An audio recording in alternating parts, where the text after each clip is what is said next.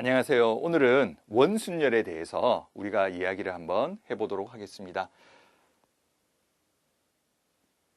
원순열은 서로 다른 것을 원형으로 배열하는 순열이 되겠습니다. 예를 들어 학생들이 많이 봤던 그림이겠죠. 이런 원형에다가 6사람을 배열하는 방법입니다. 근데 원순열이라는 것이 왜 다른 순열과 다르냐면 시작점이 없습니다. 그러니까 어디가 시작인지, 만약에 이런 테이블이 있다고 하더라도 어딘가에 시계를 달아놨다면 시점이 생기겠죠. 그렇게 되면 우리가 원순열이 아니고요. 회전이 가능한 상태에서 시작을 알 수 없는 저런 상황을 저희들은 원순열의 문제로 해결을 하게 됩니다. 그럼 원순열의 수는 서로 다른 엥겔을 원형으로 배열하는 방법의 수를 구하고요. 계산을 할 때 우리가 이 학생들이 익히 알고 있는 공식에서 조금 설명을 하도록 하겠습니다. 서로 다른 엥겔을 선택해서 배열하는 수에다가 여기 잘 보시면 우리가 n으로 나눠진 부분을 알 수 있을 텐데요.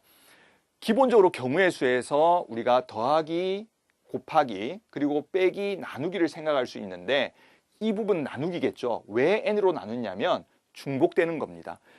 우리가 n명을 서로 다른 n명에서 n명을 선택을 해서 배열했을 때 원순열에 원에 앉히게 되면 동일한 것이 n개가 반복되기 때문에 우리는 n으로 나눠주게 되는 겁니다.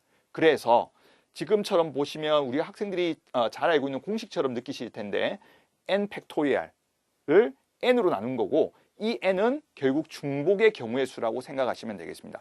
물론 이 식을 연산으로 했을 때 이 결과가 나오겠죠. 그러나 한번 이 의미를 좀 생각해 보시면 이 n-1 팩토리얼은 한 사람을 먼저 고정한다라고 생각을 하셔도 좋을 것 같습니다.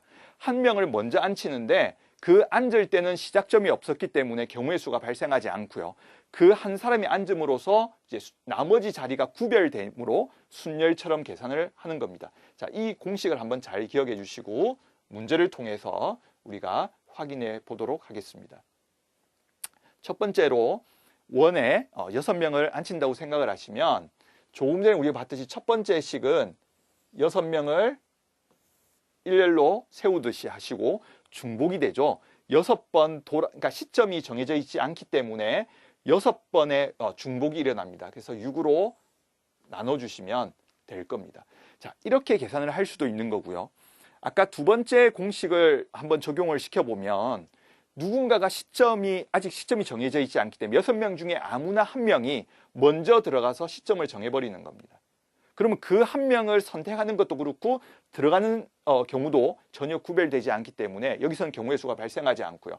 한 사람이 앉고 나서 나머지 5명을 배열하기 때문에 이 경우는 6-1 팩토리얼이 되는 겁니다. 결국 계산의 결과는 동일하겠죠. 그래서 우리가 원순열의 경우는 앞에처럼 중복되는 것을 나누어서 해결하는 경우가 편할 때가 있고요.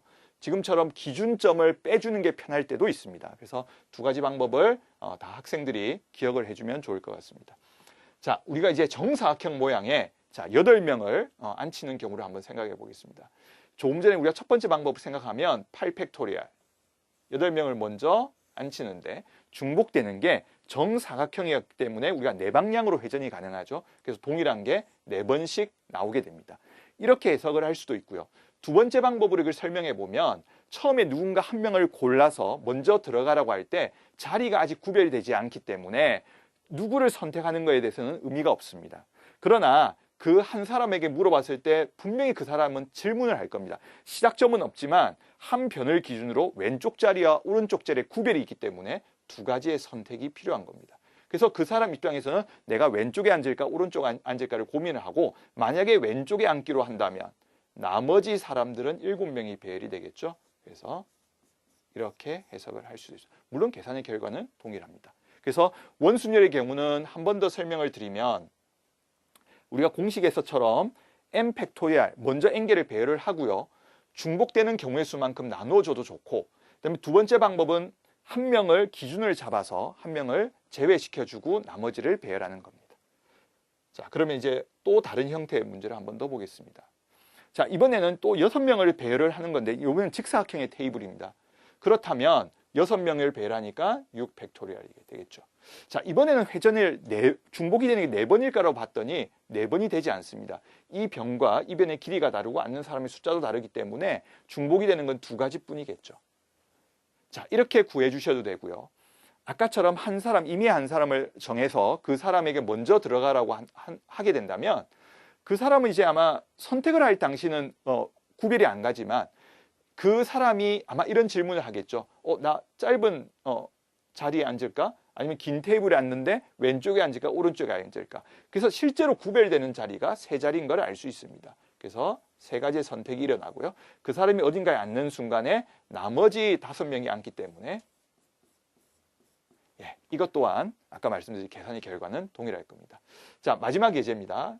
이번에는 정삼각형입니다. 정삼각형에 우리가 6명의 학생들이 앉게 된다고 생각을 한다면 자, 6팩토리얼. 네, 이번에도 중복이 정삼각형이기 때문에 3변이 있기 때문에 3방향으로 돌아가겠죠. 중복이 3가지가 일어납니다. 그럼 이제 우리가 2번째 방법으로 또 생각을 해보면 자, 이미 한 명이 들어갈 때 당연히 내가 왼쪽에 앉을까 오른쪽에 앉을까에 대한 고민은 있겠죠. 그게 2가지의 선택이 일어납니다. 2가지. 그리고 나머지 5명이 앉기 때문에 이렇게 계산을 할 수 있습니다. 자, 그래서 우리가 지금 원순열에서 우리가 확인을 했듯이 n 팩토리얼을 중복의 경우만큼 나눠주거나 한 명을 제외시키던 이 2가지를 좀 기억해 주시고 문제에 따라서 어느 것이 더 유리할지 더 효율적인지 문제는 생기기 때문에 2가지를 다 기억해 주시면 좋겠습니다. 오늘은 여기까지 설명드리겠습니다.